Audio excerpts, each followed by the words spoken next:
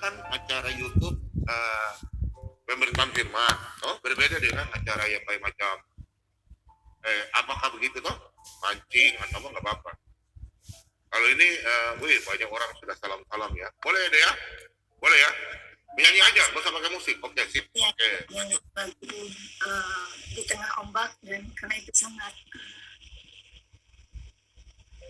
masuk dalam hidup saya. Di tengah ombak dan arus pencobaan,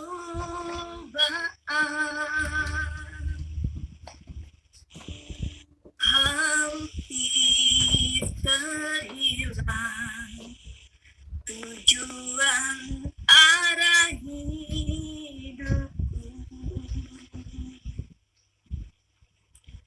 bagaikan kapal yang selalu diombang-ambingkan, mengharap kasihnya seolah-olah tiada mampu. Yesus perhatikan kehidupan tiap orang yang sudah rusak, dibetulkan dengan penuh kasih sayang. Yesus perhatikan tiap tetesan air mata. Dia mengenal hatimu yang penuh penyesalan dosa. Terima kasih Tuhan. Seperti yang telah dinyanyikan lagu ini, begitulah kehidupan saya dulu. Amin. Hampir terhilang, tapi Tuhan datang menyelamatkan hidup saya. Oleh karena kasih-Nya yang dinyatakan dalam hidup saya mengetahui bahwa saya berharga di mata Tuhan. Terima kasih Tuhan. Saya mengucap syukur kepada Tuhan telah memberikan kesempatan kepada saya, yang oleh kasih karunia-Nya telah menyelamatkan hidup saya. Terima kasih untuk Pak Bombom yang telah memberikan kesempatan. Amin. Jadi karena channel ini telah memberikan ruangan untuk saya dapat bersaksi. Ya. Dan kiranya kesaksian ini dapat memberkati, dapat menguatkan saudara iman. Amin. Jadi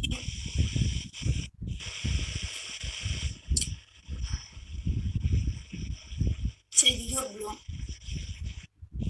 Awalnya dulu saya pengen bersaksi dari tahun lalu, tapi setelah saya mencari channel, saya nggak nemuin nomor handphone untuk saya dapat menghubungi channel itu untuk saya dapat bersaksi. Tapi saya percaya waktu itu Tuhan belum menyatakan bahwa itu waktunya saya untuk bersaksi. Mungkin saat inilah waktunya saya untuk dapat bersaksi. Jadi saya mau tegaskan, saya bersaksi di sini bukan untuk saya menjelek-jelekkan agama saya dulu, tidak. Saya bersaksi bukan untuk perdebatan. Saya bersaksi, saya menyatakan bagaimana saya mengalami Tuhan dalam hidup saya, yang mengubah hidup saya, yang menyelamatkan hidup saya. Pertama, kenapa saya harus bersaksi? Ada poin-poin yang saya mau tegaskan di sini. Pertama, saya bersaksi karena memang itu sudah menjadi kewajiban di dalam iman kepercayaan saya sekarang. Untuk saya harus bersaksi, dan itu adalah perintah. bukan semata-mata itu karena kemauan saya sendiri, tidak. Karena ini memang perintah dan kalau saya tidak lakukan, saya berdosa.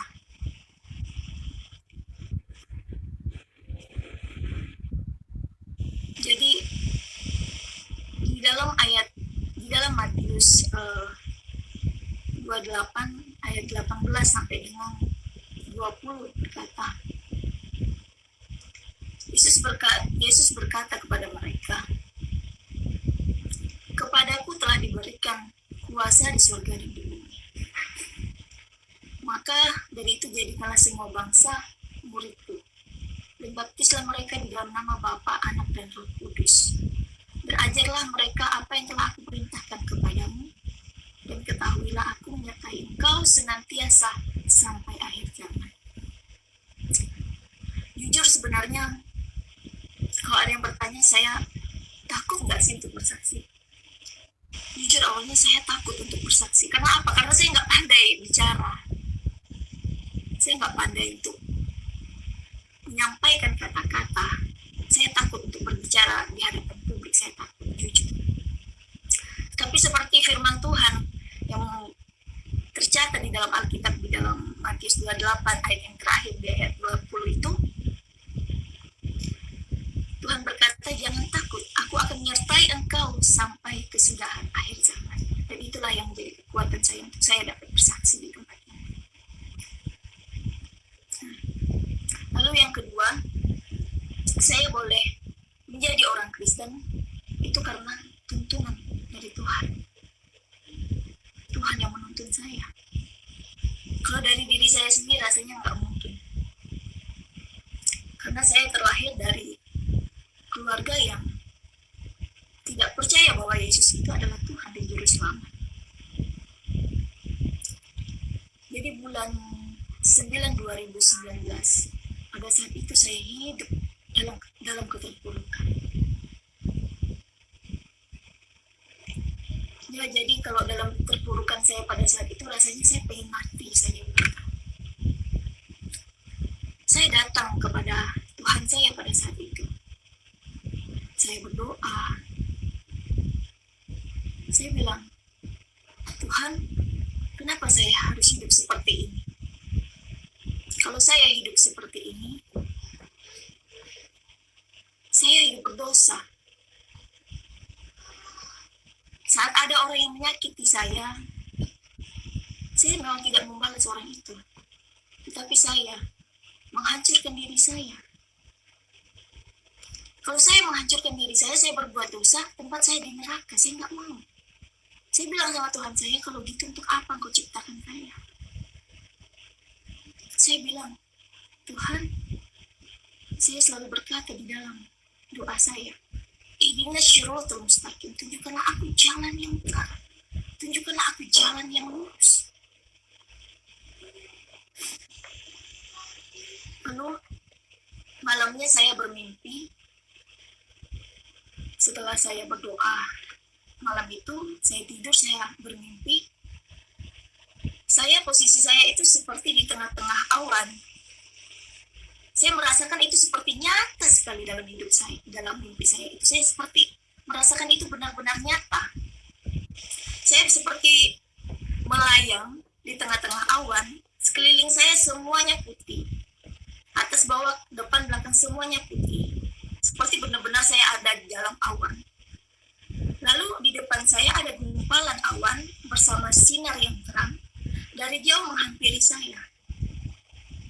Lalu di belakang sinar itu ada suara yang berkata, "Jika engkau ingin selamat, percayalah engkau kepada siapa yang datang di hari akhir."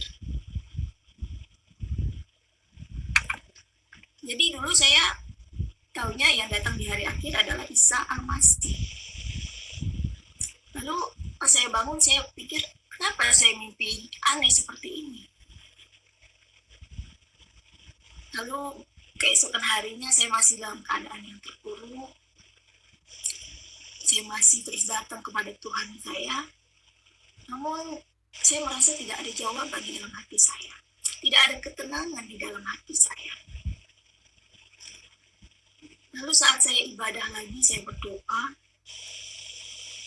seperti saya mendapatkan penglihatan dan itu aneh, saya tidak pernah mendapatkan hal seperti itu. Saya seperti berada di dalam terang, lalu ada terang yang sangat terang sekali berkata, jika engkau ingin selamat, ikutlah aku. Dan saya melihat seperti wajah yang saya biasa lihat di kayu salibnya orang Kristen. Saya bilang, ini Isa Al-Masih, ini Yesus Kristus, kenapa dia yang datang? Kenapa dia harus datang? Karena saya benci banget sama orang Kristen. Saya benci, saya nggak suka orang Kristen. Lalu setelah saya sadar, saya mengaitkan dengan penglihatan saya yang sebelumnya, mimpi saya yang sebelumnya. Saya bilang, kok ini semuanya menceritakan tentang keselamatan.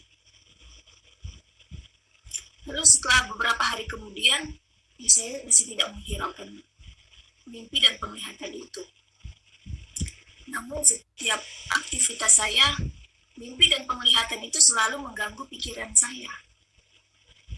Wajah yang saya lihat dalam penglihatan itu selalu menghantui saya gitu, seperti dia ada di kornea mata saya gitu loh.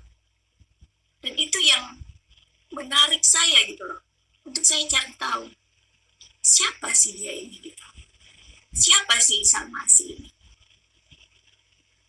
Lalu saya teringat kepada doa saya, tunjukkanlah saya jalan yang lurus. Kenapa mimpi dan penglihatan saya ini menyatakan tentang jalan yang lurus itu, keselamatan itu. Lalu singkat cerita, saya memberanikan diri saya untuk membeli Alkitab. Pada saat itu saya nggak tahu harus beli Alkitab di mana. Saya browsing, searching di internet, lalu saya mendapatkan toko yang untuk saya dapat beli Alkitab. Nah, pertama-tama saya membeli Alkitab itu, saya pegang, saya bergetar gitu, karena apa? Karena wah, ini nggak benar nih saya nih kayak gini nih gitu. Tapi ada hati yang mendorong saya untuk saya harus membaca gitu. Lalu saya membaca, tapi nggak dari awal dulu gitu. Saya buka comot-comot. Lalu ada beberapa ayat yang saya temukan, seperti di dalam Yohanes 14 ayat 6. Akulah jalan dan kebenaran dan hidup.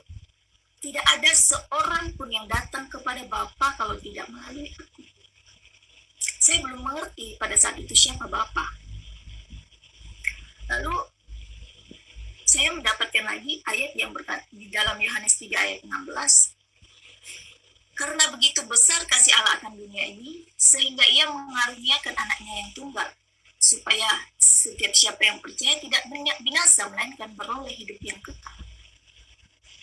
Lalu saya berpikir dengan ayat ini, saya percaya kepadanya beroleh hidup yang kekal. Lalu saya penasaran lagi, saya baca lagi, saya mendapatkan di dalam 1 Petrus 2 ayat 24.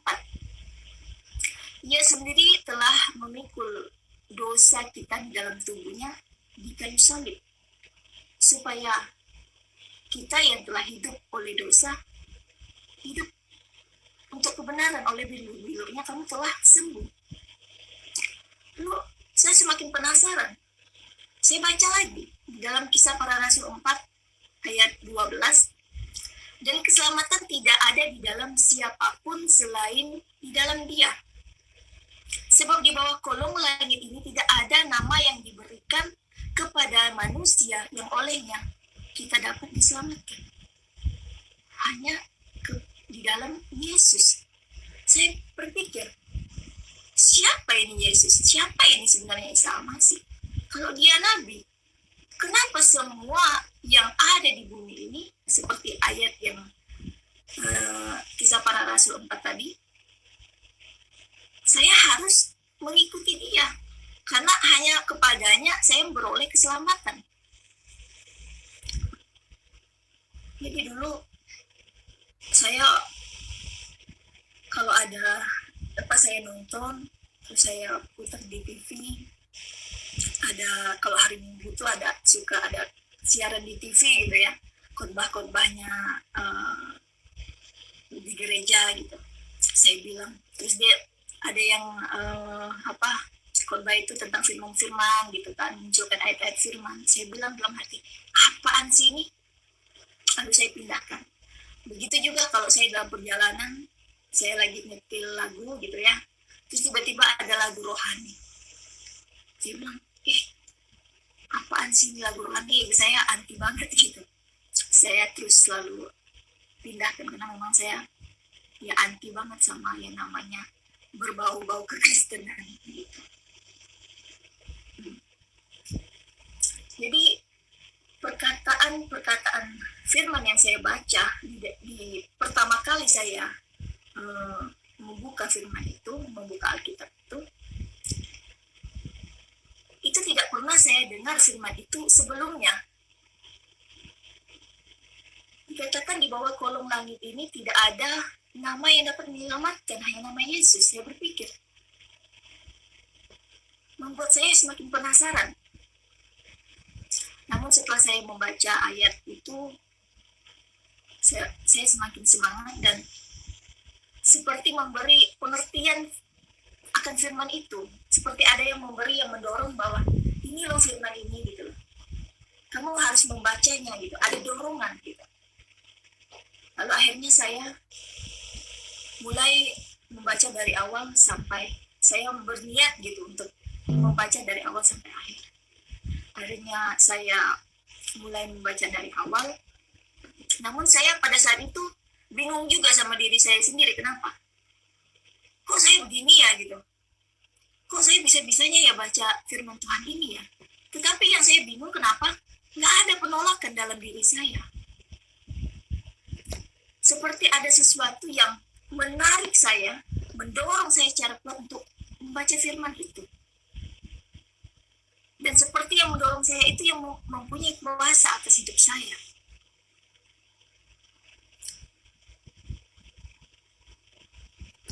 Jadi saya mulai memberanikan diri untuk pergi ke gereja pada saat itu. Karena saya penasaran, saya semakin penasaran sama kekristenan. Saat pertama kali saya ke gereja, saya menemukan orang-orang yang memberi shalom kepada saya. Pada saat itu saya nggak ngerti apa itu shalom. Lalu saya melihat wajah-wajah orang itu penuh dengan kedamaian. Lalu mereka menyuruh saya mengambil roti dan anggur, dan saya ambil. Saya nggak tahu roti dan anggur itu untuk apa dan melambangkan apa, saya nggak tahu. Lalu saya masuk ke dalam. Saya masih nggak tahu apa yang harus saya perbuat pada saat itu. Saya memperhatikan di sekeliling saya. Orang pada saat itu datang, saya melihat orang itu langsung begini, saya tahu mungkin mereka berdoa. Saya melihat mereka, memperhatikan mereka satu persatu. Lalu mulailah ibadah itu, mulai menyanyikan pujian, nyanyi-nyanyi pujian gitu. Nah, saat pertama kali saya mendengar lagu rohani di situ, seperti ada kuasa yang menjamah hati saya. Saya nggak tahu kata-kata itu menusuk hati saya gitu. Dan saya nggak bisa nahan air mata saya. Air mata itu mengalir ya pipi saya. Saya bilang, kenapa ini? Gitu. Saya merasakan seperti Tuhan itu ada bersama-sama saya. Padahal pada saat itu hidup saya dalam kacau. Saya harus memutuskan hal yang sangat berat dalam hidup saya. Tapi kok saat saya ada di situ, saya bersama orang-orang di situ, orang-orang itu saya mendengar memuji, memuliakan nama Tuhan. Saya merasakan Tuhan itu dekat. Tuhan itu seperti berkata begini, tenang gitu, ada aku gitu. Seperti ada yang menopang masalah dalam hidup saya. Sehingga saya merasakan beban itu diangkat gitu. Masalah yang saya hadapi itu seperti terangkat gitu. Seperti ada yang mengambilnya dari saya. Dan hati saya dipenuhi dengan kegembiraan yang tak pernah saya dapatkan selama ini.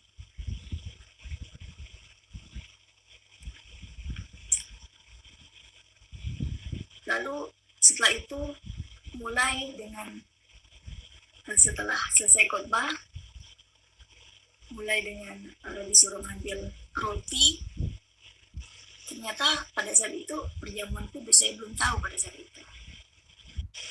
Sebelum itu dimulai, perjamuan kudus dimulai, saya melihat di LCD itu memutarkan video bagaimana penyaliban Yesus.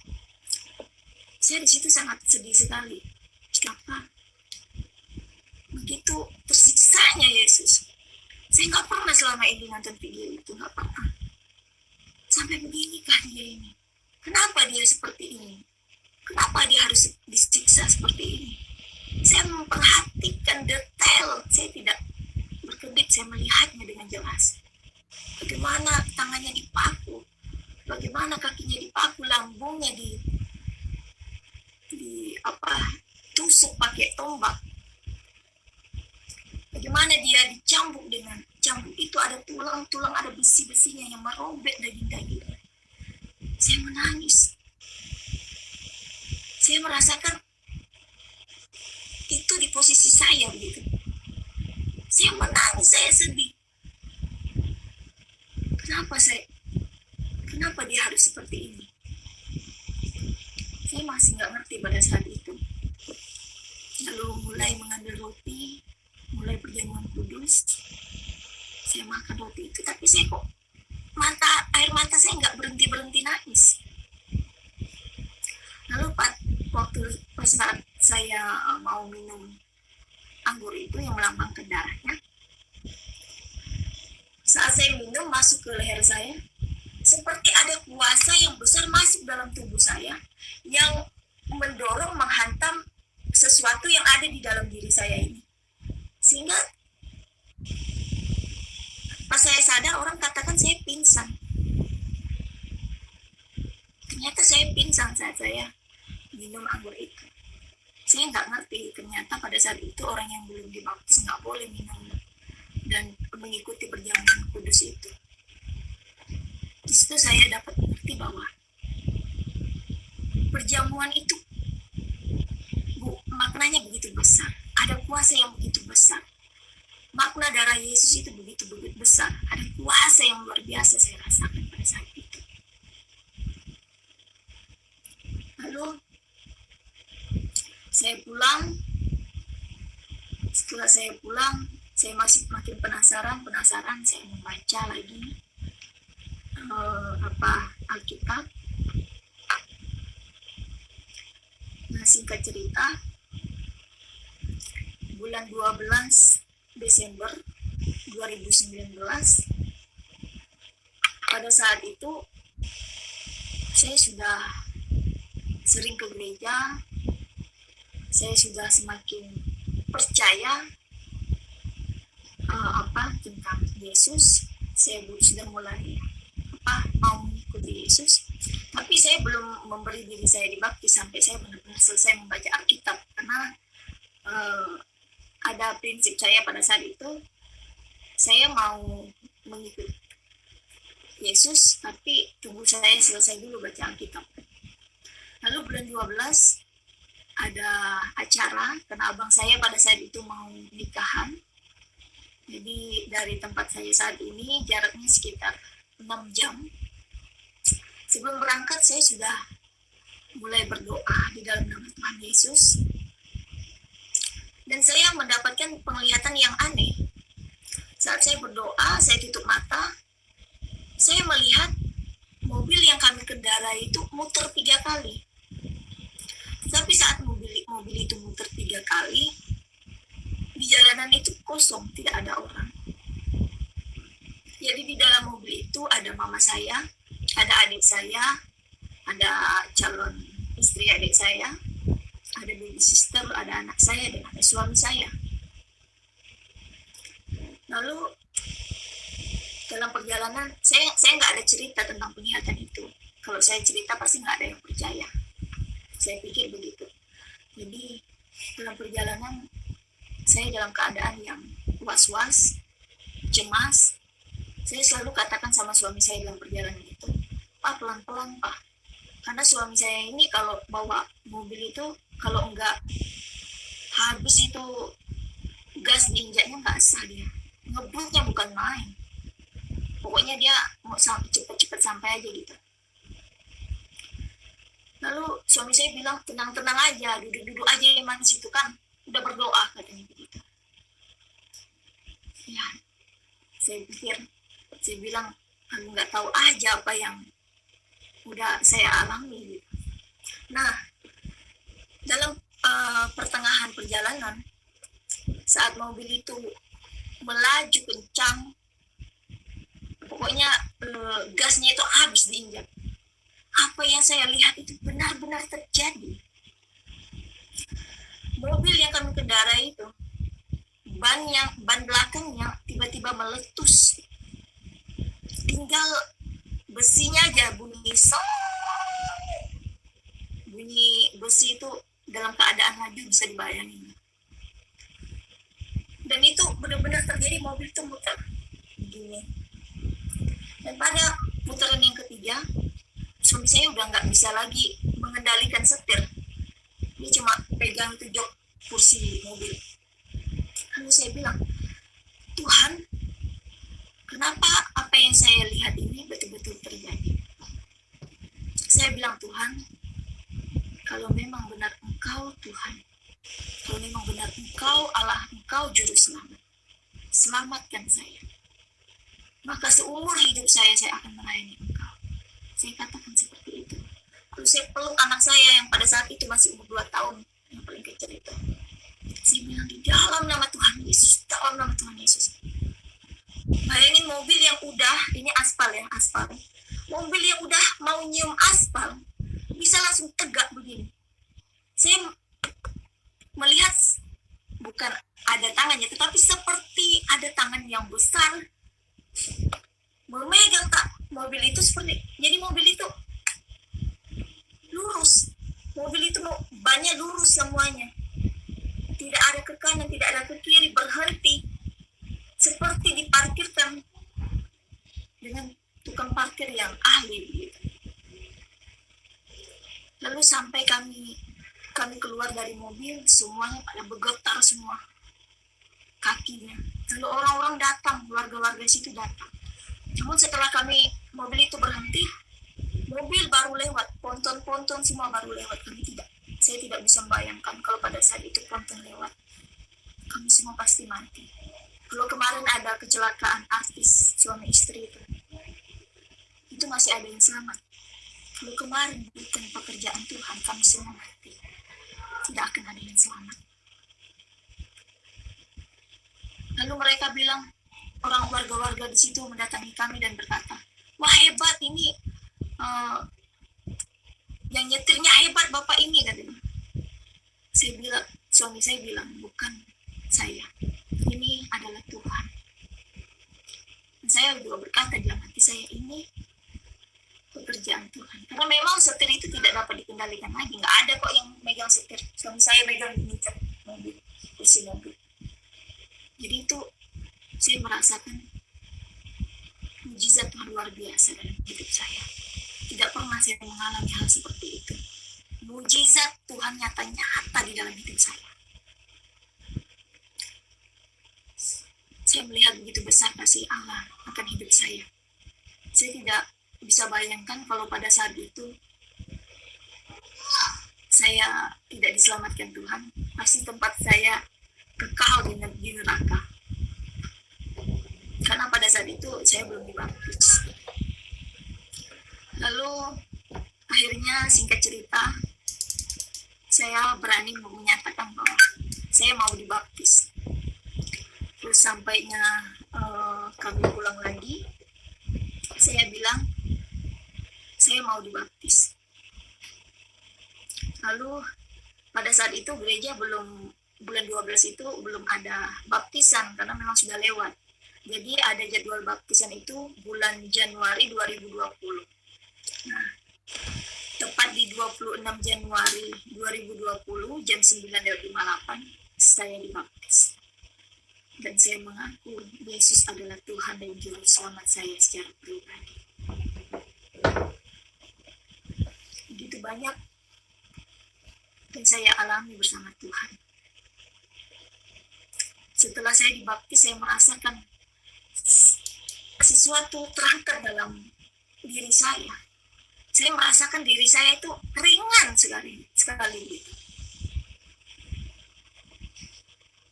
Lalu setelah dibaptis, pulangnya saya masih membaca Alkitab. Walaupun sebenarnya saat saya membaca Alkitab itu, wah luar biasa, banyak sekali tantangan. Kembali ke belakang, sebelum saya dibaptis, itu banyak sekali hal-hal terjadi. Jadi saya banyak sekali diganggu oleh kuasa-kuasa kegelapan. Saat saya mulai berdoa di dalam nama Tuhan Yesus, seperti saat saya menutup mata, seperti ada iblis yang punya tanduk gitu loh. Badannya besar hitam, ada di depan muka saya dan menyatakan dan mengganggu saya gitu loh. Dan akhirnya pada saat itu iman saya belum kuat. Akhirnya saya buka mata. Lalu anak saya juga diganggu, bukan cuma saya. Anak saya yang pertama itu dia mimpi 3 malam berjurut-jurut mimpi yang sama. Dia bertemu dengan tuyul, dia bilang. Dia bertemu dengan iblis yang ada tanduknya, sama ciri-ciri yang saya lihat. Dan anak saya yang kecil, yang paling kecil pada saat itu umur 2 tahun juga diganggu. Jadi setiap jam 1 malam dia selalu terbangun sendiri dengan matanya yang terpejam. Dia duduk di bawah tempat tidur. Dia ngomong sendiri, kadang dia nangis, kadang dia tertawa, tapi dengan keadaan mata yang terpejam. Tapi keadaannya duduk. Dan banyak sekali asap hitam yang melintas di kamar-kamar saya. Dan saya tahu itu kuasa-kuasa iblis yang tidak terima kalau saya ingin diselamatkan. Lalu singkat cerita kembali lagi, setelah saya dibaptis itu 4 bulan setelah saya dibaptis, saya masih belum membuka diri karena saya masih belajar. Saya masih membaca Alkitab, teruskan membaca Alkitab. Lalu saya mau mendapatkan ayat yang berkata, jika engkau tidak mengakui aku, maka Bapa di surga juga tidak akan mengakui saya. Dia berpikir, percuma saya setiap hari berdoa Bapa kami yang di surga. Percuma saya berkata, ampunilah dosa saya seperti saya mengampuni. Dan percuma saya bilang mengaku bahwa dia Tuhan kalau saya tidak mengakui di hadapan orang lain.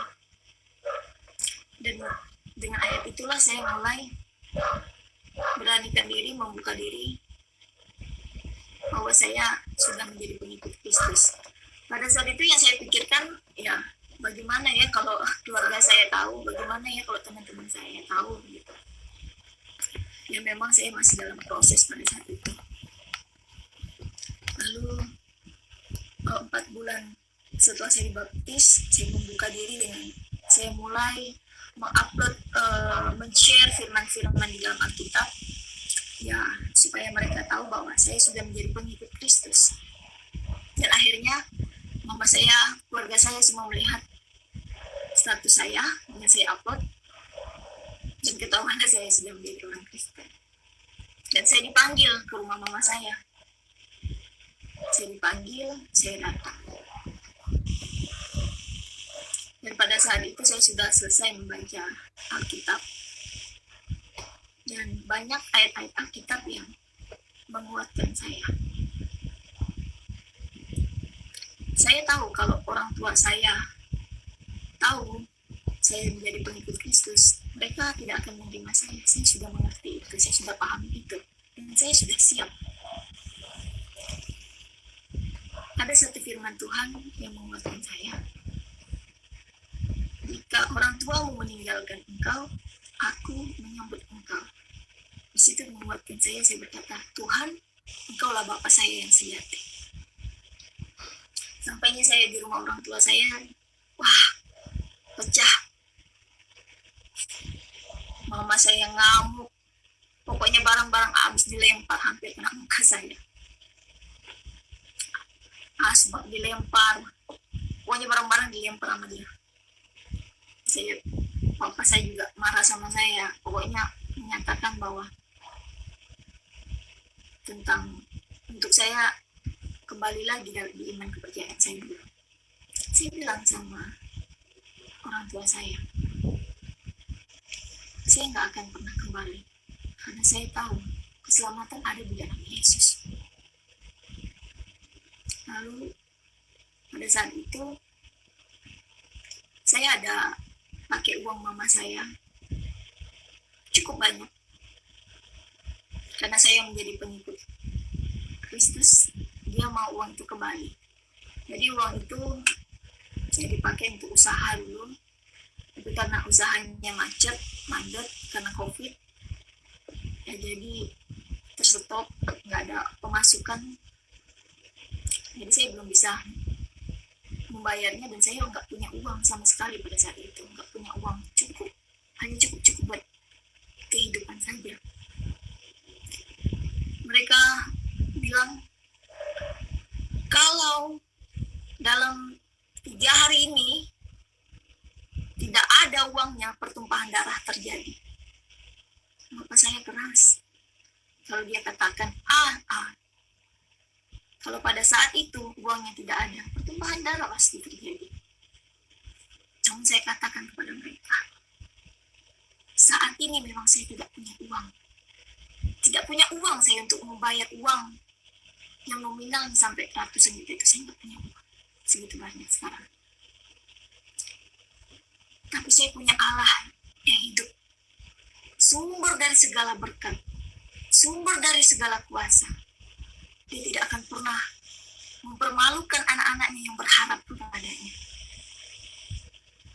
Saya katakan, saya tetap percaya Tuhan akan sediakan.